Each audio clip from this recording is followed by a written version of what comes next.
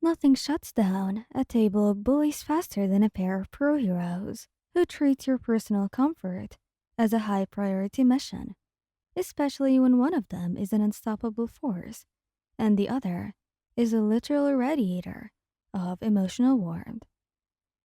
The cafe wasn't busy, not really. A handful of tables occupied by afternoon crowds, the soft hiss of an espresso machine, the smell of roasted beans hanging thick in the air. You dug in to grab drinks before meeting Katsuki and Ijiro nearby, perfectly content in your own small world. And that's when you heard it. A burst of laughter near the window. Four high school girls, maybe 16 or 17, all glossy lips and matching sneakers. You hadn't even clocked them at first. It was the way one of them tilted their head toward you, then leaned into her friend's shoulder, cupping a hand over her mouth. That made your stomach drop.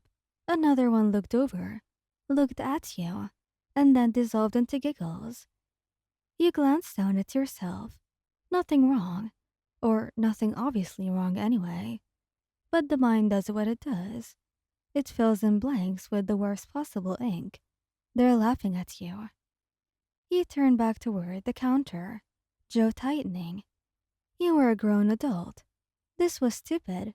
You didn't care what a table of teenagers thought about you. You absolutely, 100% did not care. And yet, large iced Americano. You told the barista, voice flat, more laughter behind you. A hushed, "Oh my god, did she hear?" Followed by barely a suppressed neck wring. Your face went warm. You stared at the menu board like it owed you money and breathed through your nose, slow and deliberate. Don't turn around. Don't give them anything. You paid, stepped to the side to wait, and pulled out your phone. Not because you needed it, but because you needed somewhere to put your eyes. That wasn't the window table. The screen blurred a little. You blinked it clear. They're just kids. They don't know. They don't even know what they were laughing about. But you knew. You always knew even when you didn't. The door swung open behind you with the cheerful jingle of an overhead bell, letting in a wedge of afternoon sun and two voices you'd know anywhere. Told you the parking lot was on the other side. And I told you it's a 2-minute walk. So stop complaining. I'm not complaining. I'm commenting. Katsuki, Bakugou, and Ijiro Kirishima walked in like they always did. Katsuki first, shoulders back, ash blonde hair catching the light, wearing that expression that sat somewhere between bored and ready to fight. Ijiro was a step behind them, broad and warm, and grinning, red hair loose around his face, hand already reaching out to grab Katsuki's sleeve like he was reeling him back from some invisible edge. And then Ijiro's eyes found you, and his whole face lit up like a sunrise. There you are. He crossed the cafe in 4 strides and pulled you into a hug that lifted you slightly off the ground. His arms were stupidly warm. He grabbed the back of his shirt on instinct. We were going to text. You good? You look a little... I'm fine. You said into his shoulder. He pulled back just enough to look at your face. Ijiro had the most obnoxious talent for reading you. He did it quietly, without fanfare. Just held your eyes for a second and tilted his head. You sure?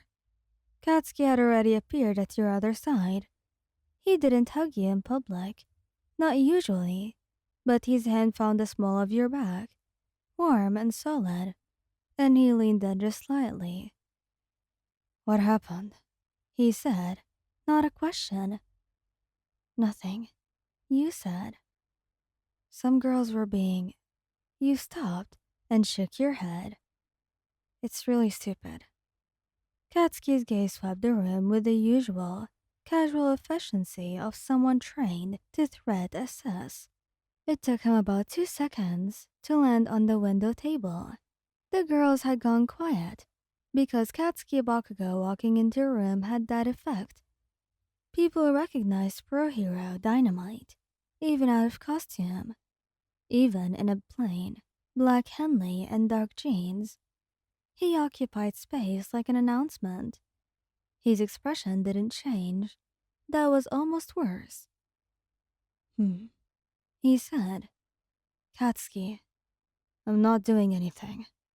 He looked back at you, and then with the air of someone making a deliberate choice, he slid his arm fully around your waist and pulled you into his side. Not rough, just certain, like punctuation. You order yet? Americano, you said.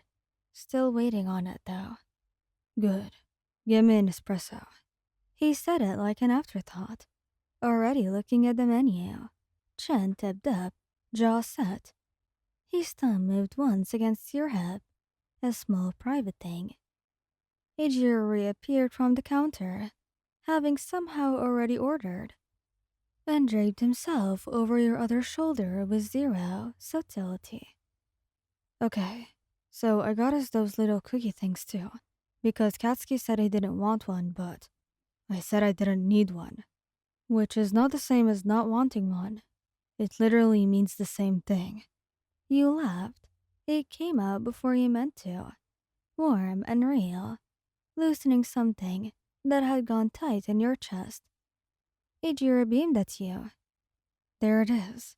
He kissed your temple, quick and easy. That's the face we wanted. Don't be weird about it.